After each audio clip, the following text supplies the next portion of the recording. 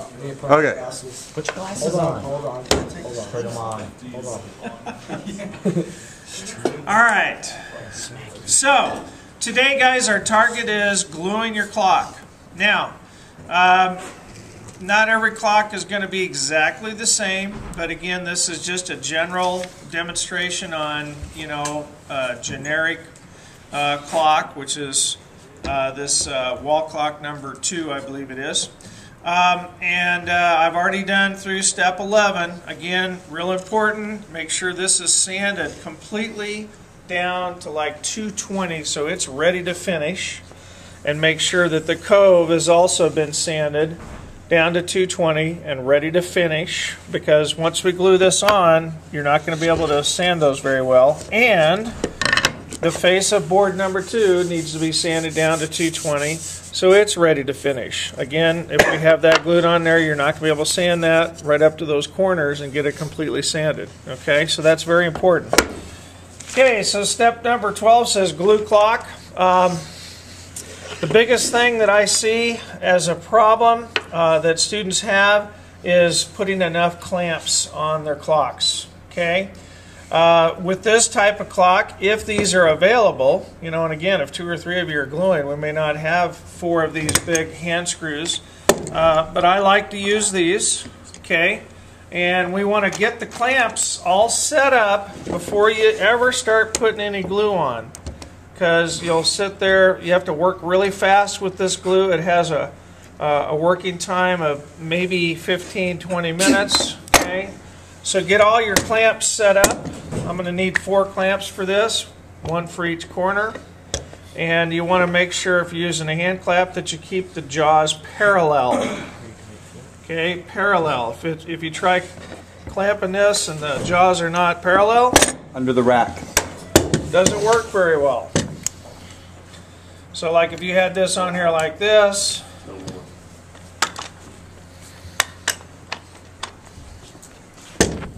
if you had this on here like this, Don't break it. okay, that's not going to glue it very well because it's not parallel. Can you guys see that? Don't hold it too close. Okay, can you guys see that? So make sure you get these all set up before you start. And I also have my board sitting, all lined up here again with my T1, T2, and T3, so I make sure that I get that back exactly the same when I glue it. Okay.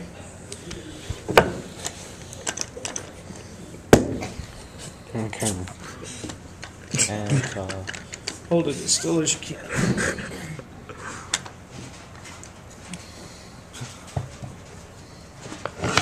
wish you could zoom on these.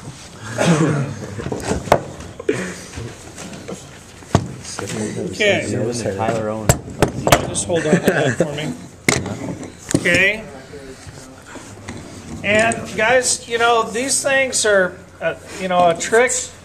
If you put the top handle in your right hand, clockwise will tighten this, and it tightens it up evenly. Okay, that's a good way to handle these clamps. Just got to be careful you don't hit your arm like that. Which I just got a nice little wound there. I have to put a Band-Aid on that. You're supposed to stop right away and fix that. You can't. Did you do that just now? Just now. Sir. Spun around and hit the end of that, hit my arm. It's okay, it doesn't hurt. He's a big boy. Okay, so I've Should we get Brad to kiss it, make it feel better? Now, guys, one of our pet peeves here is the way you guys leave the glue bottles. This one had so much glue caked on it, it was impossible to use. Brian, hand me that pair of water pump pliers. All you got to do, guys, to clean these off. Now this one's not too bad, but there's not a lot of glue on that. We need to put some glue. If you find one of these bottles and it's not full, ask us. We've got like a gallon jug, and we'll fill it up for you. Okay. But here's one that's got a bunch of glue caked on the inside. There's no best way to take that off, guys, is just take a pair of pliers. This is why I keep saying, this is one of the reasons I'm keeping the CA glue in my office in the freezers, because If I leave it in the cabinet, no one cleans the tip. And then there goes a $5 bottle of CA glue. It gets all dried out, gets all crusted, the tip gets all messed up. I can't put a cap on it. That's probably freshman. I'd have no clue. No. Because I know this last class, someone handed it to me, and I went to open it, and it wasn't clean real well. I mean, this is so simple. You have a Will lid. you grab me a Band-Aid? Clean First aid kit right by the safety glasses. clean the container and put the lid back on. But you notice all the lids are gone. He's gonna pass out from blood. Okay, so we've got made up some spreading sticks, so use these. And you don't have to throw these away every time you use one. You could probably clean it with a paper towel. Okay? All right. So, here we go. If you're going to work on a table, put some newspaper down. And the newspaper is located where? It's in the finish room, In the finish room. over underneath the drying rack. Okay. You're gonna, anytime you do any gluing, any finishing, you always put newspaper down. Yes, sir. Why? I don't know. Keeps everything clean. Okay. Thanks, sir. Okay. Is it a SpongeBob? No. Are you kidding? He's a man. Oh, then it should be Pokemon. Yeah. There we go. Okay, so I've got this set up. You know, when I marked these, I made sure that the circles lined up pretty well, the best that they could. We do not want a bunch of glue oozing out inside the back, and we really don't want any glue oozing out between board number 1 and board number 2 on the face. Okay? So when you put the glue on, we got to keep that in mind. Okay, so just run a bead around and do the whole thing. You know, like I've got my layout lines here, but I'm gluing the corners also. So yeah, what's in the glue? Little rust from the screw that we had in there. Okay, now just use a spreader stick. And I like to tell students, you know, put this on like you're putting butter on your bagel or your toast. My girlfriend butters my bagel. Well, she's not always going to be there for you, Mark. Yes, she will.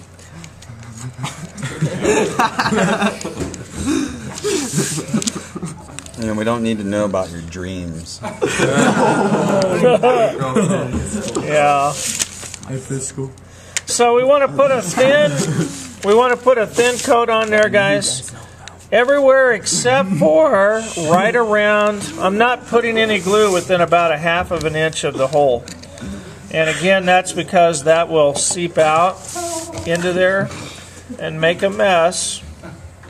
And it's very hard to get it, you know, out of there once it dries. So, okay, so we got that. Now I'm going to find this is T3. Right here is labeled, so that's going to go like that. T2 is going to go right on top of it. I've got T2 there. Wrong side. No, that's correct. Oh wait, it's board number 1. No, but that's good to be watching it. Yeah, so I just set that one on there. And now we're going to go ahead and take board number 1. Put the glue on the back side, you know, board number 1. Okay. Yeah, there was quite a bit of rust in there from that screw. I'm surprised there was that much. Me too. It's okay. It's not going to show, And I don't think it's going to affect the wood enough. and it's not going to affect the glue. Okay, we need a little bit more on there. I didn't quite put enough, but you know, it's better. It's better to try to it's better to have not enough. You can always add a little bit than it is to have too much, because then you're like, what do I do with all this extra So does glue? this remind you of your online girlfriend? Kinda. That you pay to watch in virtual world butter your bagel?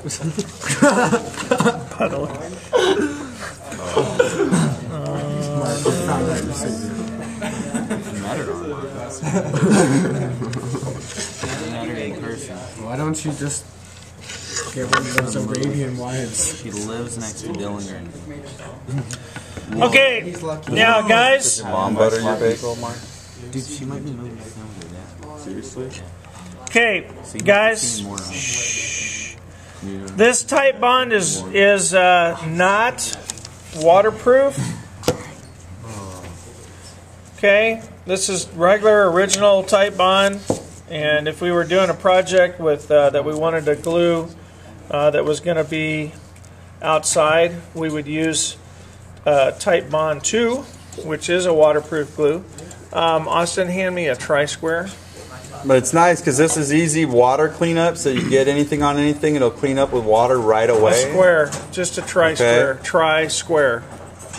No, tri-square. Try. Right in Try. front of your eyes. Right in front of you. Try. Try square. That's not a tri-square. Try square. It's got the black handle. That's a combination square. Didn't you guys take a test on this? Yeah. Show him a tri-square, guys. Yeah. Okay. Atta boy. Yeah. Okay, tri-square. Okay, it's a good idea to put a square on here, guys, just to make sure that, you know, it is, they are square. And especially if you have a clock that uses like 5 or 7 boards, that's really critical on those.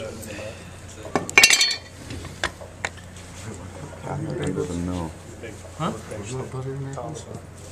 Oh, you're gonna trust him? He broke my Okay. windshield. So I'm gonna put that one on that corner, tighten it a little bit, check it to make sure it didn't move on square.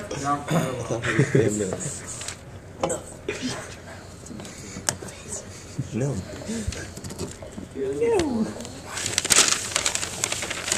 Too much glue. What? Oh, that bottom one is very Slap a cameraman.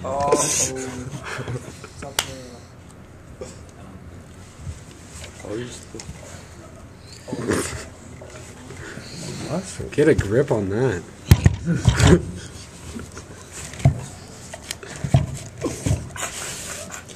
Now you can, on this one you want to check.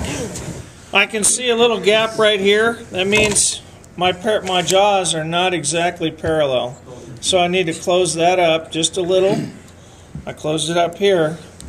And now I can crank on this. And that should close that gap. Pretty much. Okay. That probably is good on this one. Three clamps. Put the fourth one on there. We could put one right up Right there, right there. Process, do it. We could put one right up here. Now, Get that if you wood guys use C-clamps, if you use a C-clamp on these, okay, Okay. these metal surfaces will dent your wood. Okay, so if you're going to use a C-clamp, you need to clamp it on the corners where it's going to be cut away. You know, on this one, each corner is cut. So you could put a C-clamp right on the corner, and you wouldn't have to worry about putting scrap. Hold that for me, just like that. Got it? So we could put the C-clamp right here, and as long as I put it on the part that's going to get cut out, it's not going to hurt anything. Okay, but if you're going to put it, guys, listen up. We need to get done here. If you're going to put it on a part that is on the face of the clock, you're going to have to put scrap wood, okay, to protect that from getting dented. Okay, now, you guys might think that this is too many clamps. It's not. Okay, you really need to laminate these well. You've really got to put a lot of pressure on them to get them so that they are all the gaps are closed up. We had several people that have already glued, and they had a few little gaps. Okay. Another thing, another comment that I would say that I want to make is, Hold on. you got it. These clamps. Don't put that in. We got to wipe it off. These clamps will not put enough pressure on your wood. I would not use these. Okay. They just don't have enough pressure. These quick grips, the ones that are gold and black, those will work. The Okay. blue ones do too. They were good. But these, and the big bar clamps will work, yep. But these Harbor Freight specials, I They're would, only for little things. yeah, these are for just little tiny things, and I would not use them on these clocks, okay? Okay, questions? Well, there's one thing I wanted to point out. You know, did you mention how you don't see a whole lot of glue coming out all the edges? Right. He put enough pressure that's going to hold this together, but not enough that it's going to squish out all the glue. Well, it's pretty dang tight. The key is I didn't use too much glue and I spread it out evenly all the way around. So it's just, you know, if you had an excess amount of glue in there, it'd be oozing out and dripping. Okie doke. Okay. Now, where to store this? If you want to make sure your name is on it, we're going to have to store this in the project room. And when you go in the next day to unclamp it, do not leave the clamps in the project storage room. Big no-no. You guys, when you unclamp it, you need to put your clamps away. Okay? Make sure you do that. Don't leave them laying on the table here. Put them away as soon as you unclamp your clock. All right? Let's go to work. You look like